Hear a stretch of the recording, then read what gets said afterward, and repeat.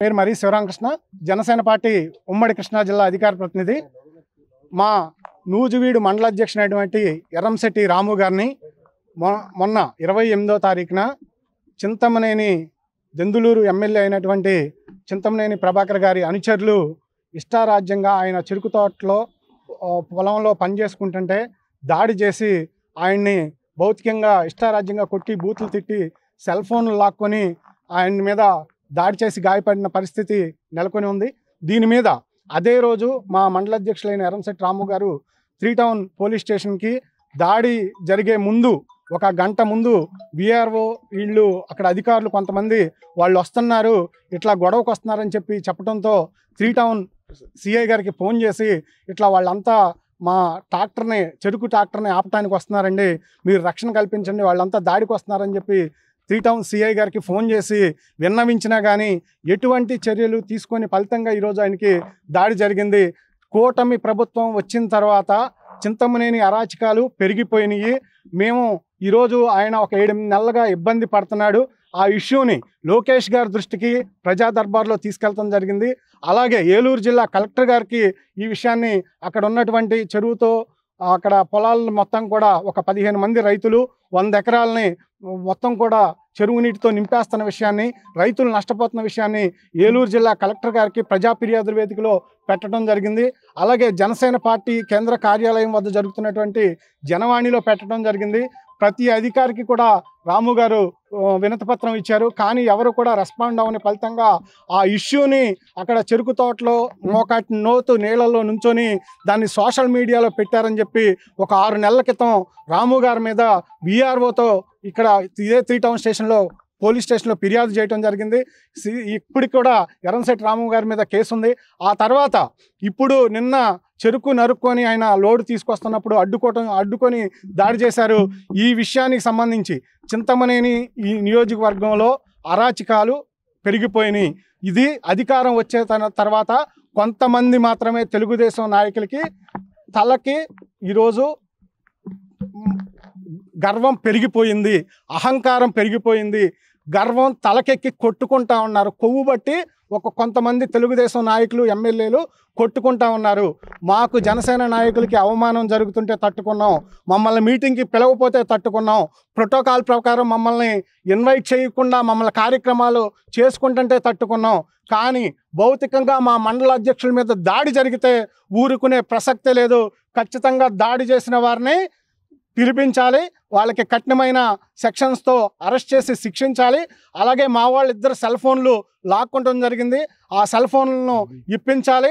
అట్లాగే 7,000 రూపాయలు క్యాష్ తీసుకున్నారు, వాటిని ఇప్పించాలి. ఇది కనుక జరగకపోతే మా జనసేన పార్టీ అధినేత పవన్ కళ్యాణ్ గారి దృష్టికి ఈ విషయాన్ని తీసుకెళ్తాం, చింతమనేని అరాచకాలని. అట్లాగే డిఎస్పీ గారికి, ఎస్పీ గారి దృష్టికి కూడా తీసుకెళ్తామని చెప్పి ఈ సందర్భంగా తెలియజేస్తాం. రాము అండి, అది మీజోపురం గ్రామం, నూజివీడు మండలం, జనసేన పార్టీ అధ్యక్షుడు అండి. నేను 2014 నుంచి ఇక్కడ ఆ పొలం కౌలు తీసుకుంటే ఇక్కడ ఉన్నాను సార్. చేసుకున్న పట్టిసీమ ప్రాజెక్ట్ కట్టిన కానించి ఆ పొలాలు మంచడం జరిగింది.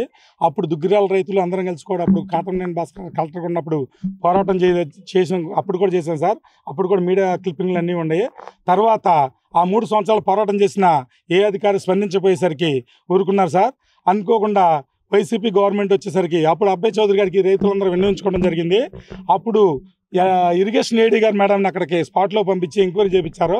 అప్పుడు ఆ మేడం గారు మేరీ అనే మేడం గారు, ఇంకో పేరు ఏదో ఉంది, ఆమె గారు వచ్చి ఇది పట్టా పొలాలు, చెరువు అన్నది కూర్తంత లెక్కే కాబట్టి నేను రెవెన్యూకి రిపేర్ చేస్తాను, ఇంత లెక్క కట్టబోసుకుని మిగతా పొలాలు పండించుకొని చెప్పి ఆ రోజున మేడం గారు చెప్పి వెళ్ళిపోతే 5 సంవత్సరాలు నీళ్ళు తీసుకురాలేదండి ఎవరు. ఒకసారి ఇరిగేషన్ వాళ్ళు చింతమనేని గారు ఎవరు తీసుకొస్తున్నారు అక్కడికి నీళ్లు తీసుకురావద్దని రైతులు పోరాటం చేసినప్పుడు అధికారులు స్పందించలేదు. అప్పుడు ఇప్పుడు కూడా అధికారులు స్పందించలేదు. చింతమనేని గారు సంబంధం లేనప్పుడు అధికారులు ఎందుకు స్పందించలేదు? నేను అక్కడ 4 ఎకరాలు కౌలు చేస్తున్నాను, 6 లక్షల రూపాయలు పెట్టుబడి పెట్టున్నాను, 5 నెలలు చెరుకు నీళ్ళల్లో ఉంటే చచ్చిపోద్దని చెప్పేసి అక్కడ రైతులందరూ మేము పోరాటం చేయలేమండి ఎమ్మెల్యే గారి మీద, కాబట్టి మీరు చేసుకోండి మీకు పరోక్షంగా సహకరిస్తామంటే నేను కూటమి నాయకుడిని కదా అని చెప్పేసి మీడియా కూడా ఎక్కకుండా అధికారపూర్వకంగా చేసుకుందని చెప్పేసి 5 నెలలు పోరాటం చేసేసారు. ఎక్కడా న్యాయం జరగలేదు. అయినా వదిలేశాను. అయినప్పటికీ ఫేస్బుక్లో పెట్టినందుకు నా మీద ఇదే స్టేషన్లో సోషల్ మీడియా కేసు కట్టించారు వీఆర్ఓ గారి చేత. అయినా కేసు ఎదుర్కొంటూ అట్లాగున్నాను.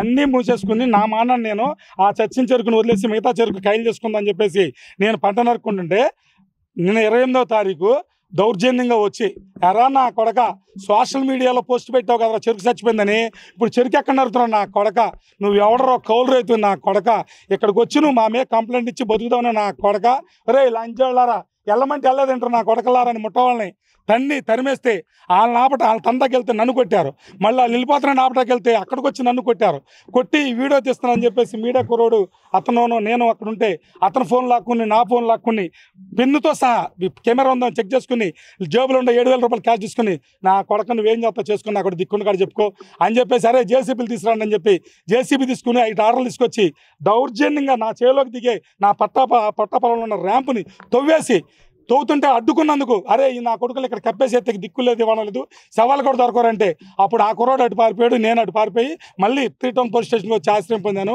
ఇక్కడ కానిస్టేబుల్ గారు వాళ్ళు రెస్పాండ్ అయ్యి కంప్లైంట్ తీసుకుని నన్ను హాస్పిటల్ పంపించడం జరిగింది. ఆ తర్వాత ట్రీట్మెంట్ తీసుకుని మళ్ళీ అటెండ్ అయ్యాను. సార్ వాళ్ళు రాకపోతే నీరసం ఉందని చెప్పి ఇంటికి వెళ్ళి నిన్న కూడా రాలేకపోయాను సార్, ఆ దెబ్బలో ఇది తట్టుకోలేక. ఇవాళ సార్ వాళ్ళు కలుద్దామని చెప్పి ఇవాళ వచ్చాను సార్. ఇది నా పంటను తీసుకోవటానికి నేను చేయాలనుకుంటే ఆయన మీద నేను కంప్లైంట్ ఇస్తే చట్టపరంగా యాక్షన్ తీసుకోమనండి, నేను ఎదుర్కొంటాను. ఆయనకి సంబంధం లేనప్పుడు దౌర్జన్యం ఎదురు చెప్పారు.